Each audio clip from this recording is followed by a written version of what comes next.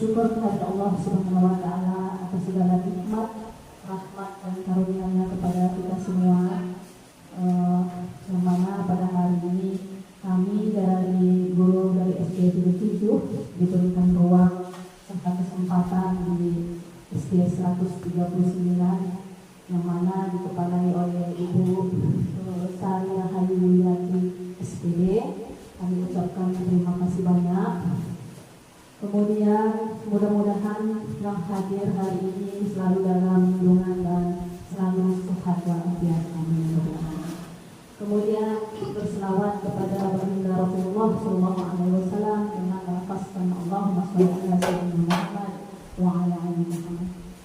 Pertama sekali yang kami hormati Ibu Kepala Sekolah SD Negeri 139 yaitu Ibu Sari Rahayu Wiyati SPD. Kemudian yang kami hormati Bapak, Ibu guru dan seluruh staf SD Negeri 139 yang hadir saat ini. Tanpa mengurangi rasa hormat kami, perkenalkan dulu Bapak Ibu. Mungkin ini adalah pertemuan pertama kita, walaupun kemarin sempat ada kunjungan saya pertama juga sama Ibu Kepala Sekolah. Saya Nur Hamidah, dan yang di sebelah ada teman sejawat saya namanya Ibu Nora Harmila. Jadi saya sedikit menjelaskan sebelum masuk nanti ke inti pembahasan kita adalah tujuan kami datang ke sini. Sebenarnya hanya ingin berbagi praktik baik kami, karena kami berdua telah diberikan amanah oleh Allah Subhanahu wa taala tentunya, karena kemarin telah mengikuti namanya ini ada program dari Kemendikbudristek yaitu guru pembatik. Jadi maksudnya pembatik ini pembelajaran berbasis teknologi ya. Nah, dari yang ikut seluruh provinsi di Pekanbaru, kami berdua perwakilan dari Kota Pekanbaru yang lulus. Ada satu lagi, cuma Bapak itu ya dari provinsi SMA Negeri 2. Nah, kemudian kami kemarin ikut di sekolah ada sekitar 6 orang guru sampai ke level, dia pakai level kalau pembatik Bapak Ibu ada 1, 2, 3, dan 4. Nah, jadi setiap level itu beda-beda tugasnya.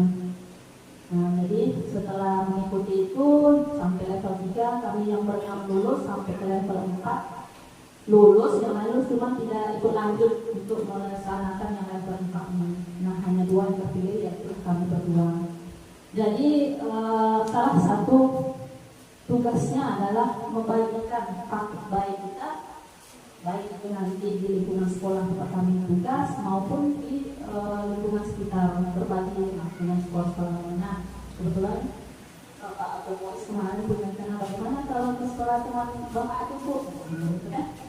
Enggak apa Pak, oke aja kan? Nah, terus kemarin Pak dapat SD 139 alhamdulillah kita bertemu pada hari ini.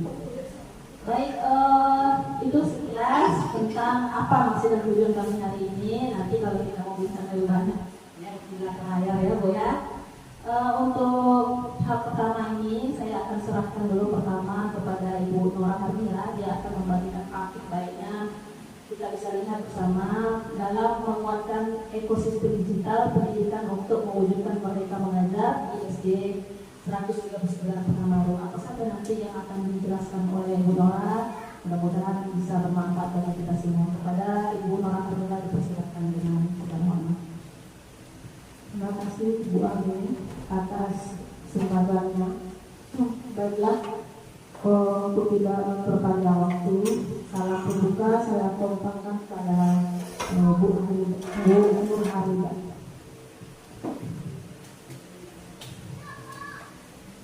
Berbagi praktik baik dalam menguatkan ekosistem digital, mewujudkan Merdeka Mengajar di SD Negeri 139 Pekanbaru.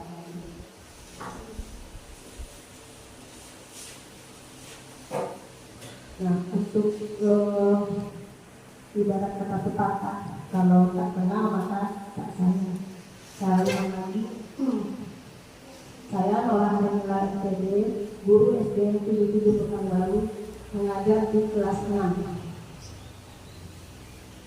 Dan kalau ada misalnya yang terkendala nanti setelah kegiatan ini, Ibu dapat menghubungi WA saya 0821 70 56 3773. Itu Facebook saya Nora Rahimah.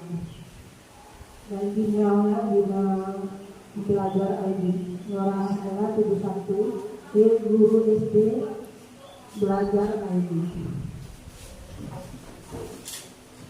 Sebelum kita mulai,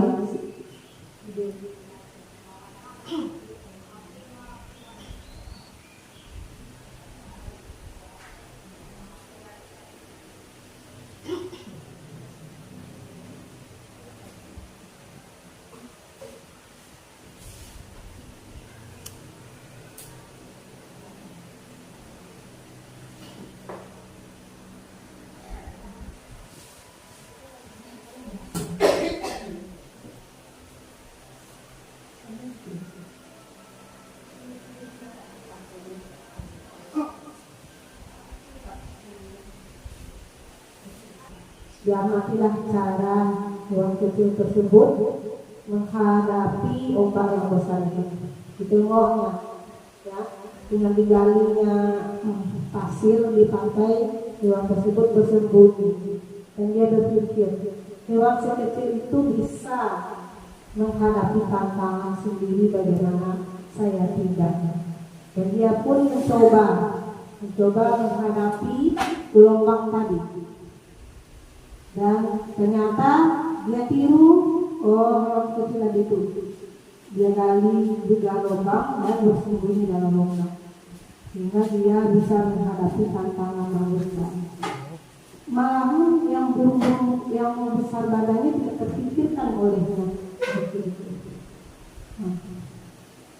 Itu pelajaran yang dapat kita ambil dari seekor burung yang kecil yang tidak bisa berbuat apa-apa. Dia merasa dirinya itu tidak mampu awalnya, tapi dengan melihat situasi, dengan membaca kondisi dan peluang, akhirnya dia bisa mencapai tujuannya.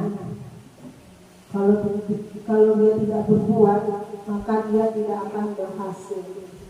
Begitu juga kita, Bapak Ibu guru, kalau kita tidak berbuat dalam menjalankan tugas ini, mungkin kita akan tergilas dengan teknologi dan perkembangan saat ini.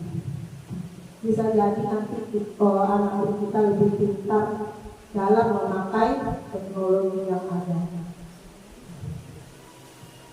Nah, kita sambung kepada tentang kurikulum merdeka. Dalam kurikulum merdeka ini, perangkat ajar guru dalam kurikulum merdeka itu ada 3: modul ajar, bahan ajar, dan modul proyek.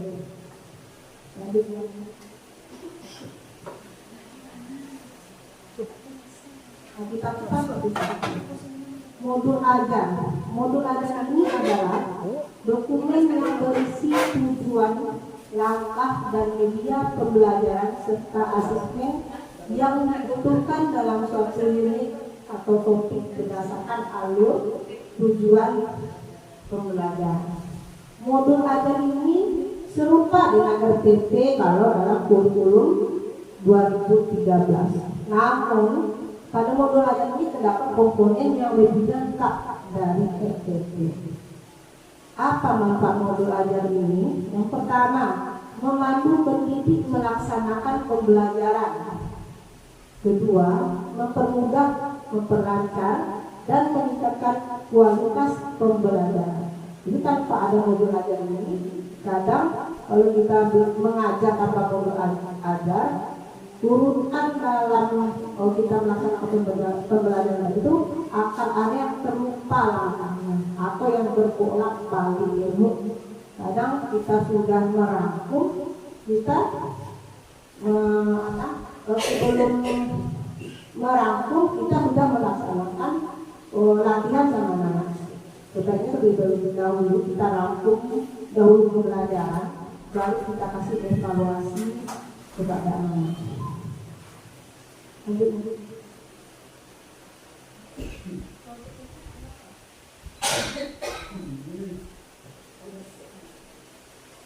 Ya. Yang kedua, modul project. Modul project itu serupa dengan modul ajar tadi, tapi ini digunakan pada proyek penguatan profil pelajar Pancasila. Atau manfaatnya juga serupa, manfaatnya membantu pendidik melaksanakan pembelajaran seminar. Kemudian mempermudah, memperlancar dan meningkatkan kualitas pembelajaran seminar.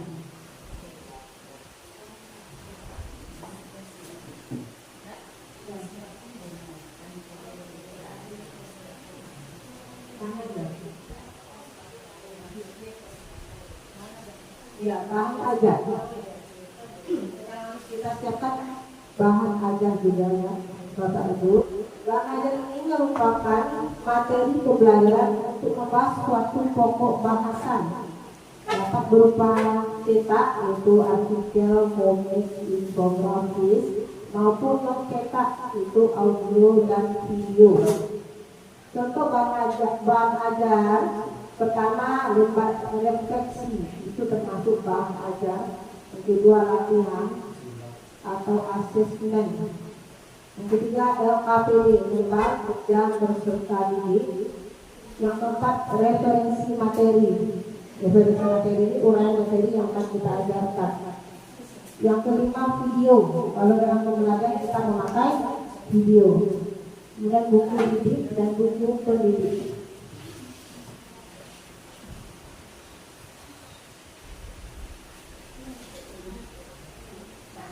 Untuk memudahkan kita dalam mengajarkan anak-anak didik kita di kelas, di sini ada aplikasi Canva untuk guru. Bapak Ibu, apakah pernah menggunakan aplikasi Canva untuk guru ini? Banyak yang akan kita ambil dari aplikasi Canva ini, memudahkan kita. Ya, bisa kita buat bahan ajar dalamnya sudah ada. Kita tinggal memilih dan menambahkan kata-kata yang sesuai dengan pokok bahasa kita. LKPD pun juga slide presentasi. Nah, untuk mengajar di kelas, sebenarnya kita pakai slide presentasi ini supaya apa? Supaya nanti langkah-langkah pembelajaran ini kita tidak bolak-balik atau lompat, ya, atau ada yang terlampaui. Kemudian lembar refleksi. Di sini sudah tersedia di Canva, sudah tersedia lembar refleksi. Setelah kita mengajar, pasti kita merefleksi anak-anak kita. Apakah dia sudah memahami materi yang kita ajarkan atau bagaimana perasaan anak-anak didik kita setelah melewati pembelajaran yang kita ajarkan di kelas hari itu. Kita pakai lembar refleksi. Kemudian lembar asesmen, ya. Ini lembar latihan juga atau lembar evaluasi juga disediakan oleh Canva, dan video pembelajaran. Kalau kita mau buat video pembelajaran bisa dengan aplikasi Canva.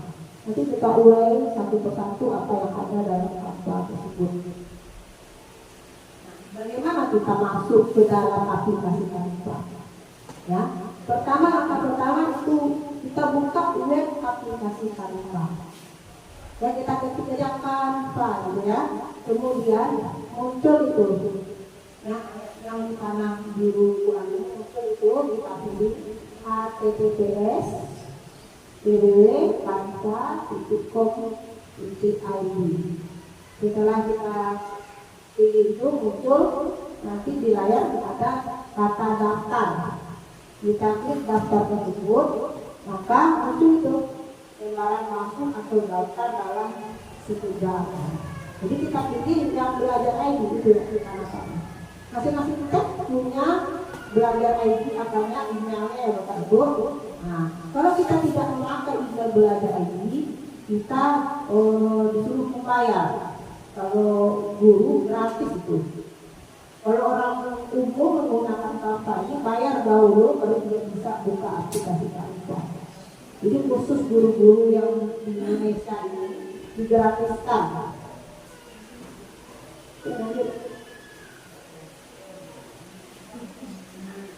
Nah, Ini kalau kita sudah masuk ke kantor, kalau sudah daftar, inilah tampilan pertamanya. Jadi ciptakan pembelajaran yang dinamis. Itu fitur-fitur yang ada di kantor itu, papan tulis, presentasi, media sosial, video, itu produk cetaknya kalau mau mencetak, itu situs web dan lain-lainnya. Next. Nah, itu fitur yang tadi memang dikhususkan untuk guru. Kita kupas dulu dok. Kalau kita klik dok, muncul yang layar itu. Jadi di dok itu banyak pilihannya.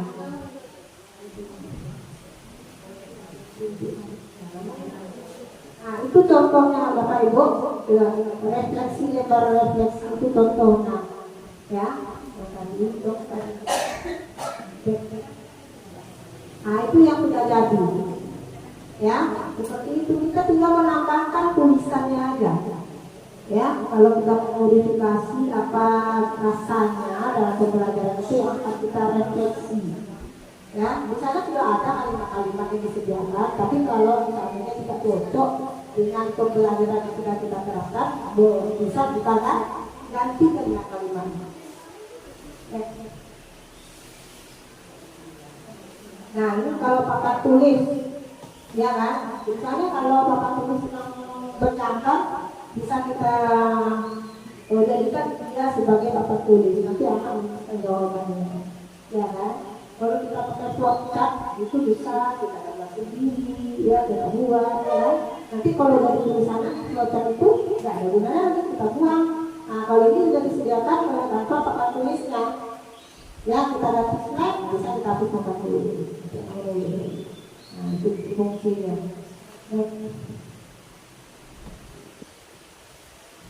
Nah, ini untuk medsos, jadi ada guru-guru yang suka bermedsos ya, Facebook, Instagram, ya bisa nanti dia gunakan aplikasi media medsos ini untuk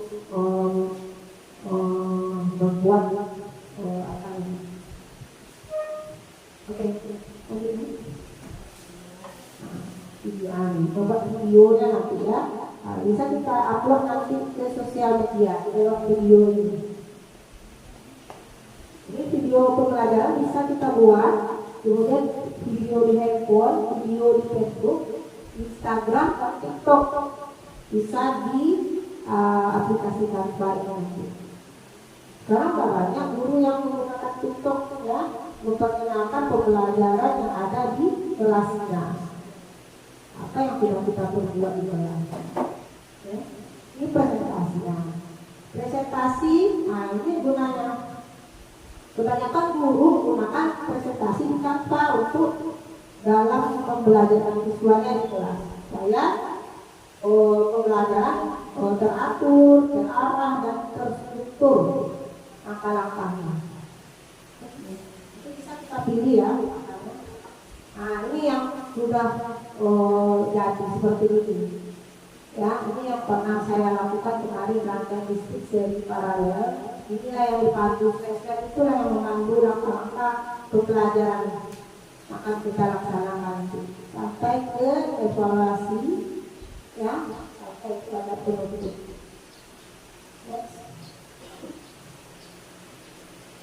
Bagaimana cara membuat slide di Canva? Oke.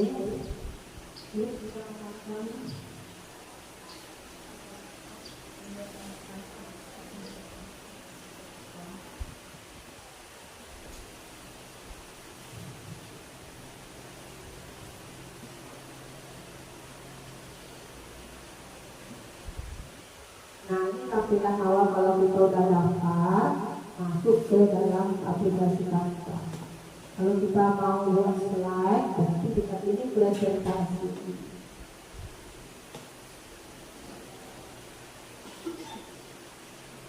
Nah, sudah ada tersedia template-template nanti. Untuk template-nya, presentasi. Lihat semua.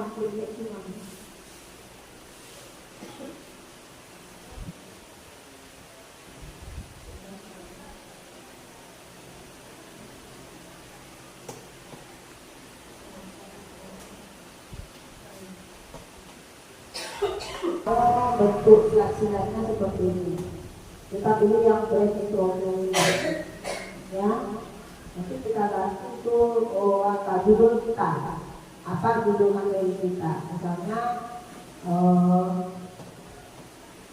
mencari luas permukaan bola, ya.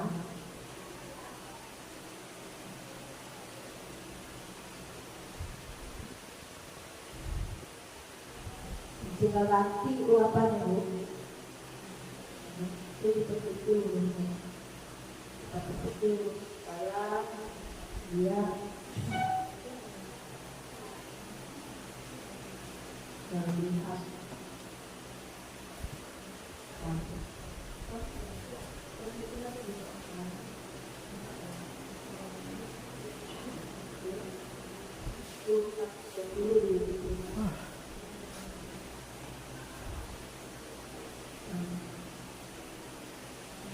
Cuma kita ganti aja, ganti tulisan sesuai dengan pembelajaran yang akan kita terapkan. Kalau kita mau mengupload gambar, ya kita ambil gambar dari luar, kita bikin upload unggahan. Ya kalau dari tanpanya, tapi kalau kita ambil dari tanpa banyak elemen-elemen yang disediakannya, ya. Nah ini elemen-elemen yang disediakan oleh tanpa.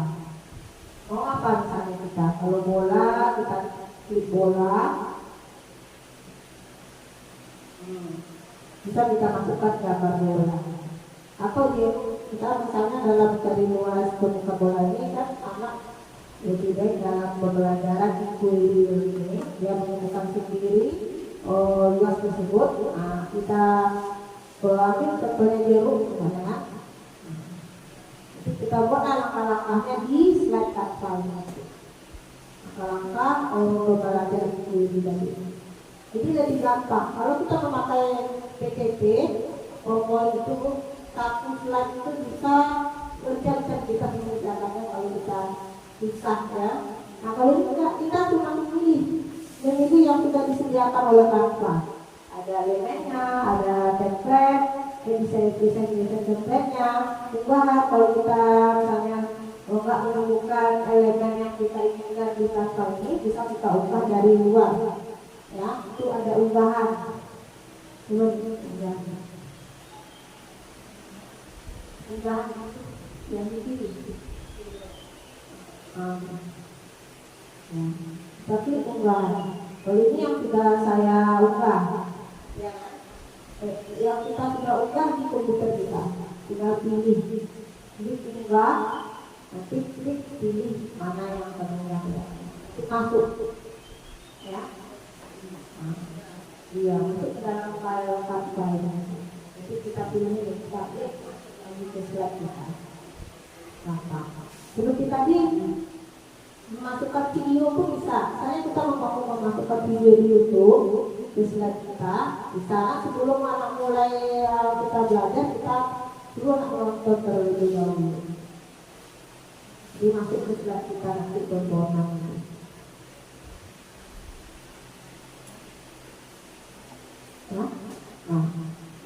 Demikianlah presentasi yang dapat saya sampaikan. Nanti ada sesi tanya jawab mana yang tidak jelas oleh Bapak Ibu tentang penjelasan yang saya berikan, dan saya kembalikan kepada Bu Ani. Akhir kata saya ucapkan wassalamualaikum warahmatullahi wabarakatuh. Waalaikumsalam warahmatullahi wabarakatuh.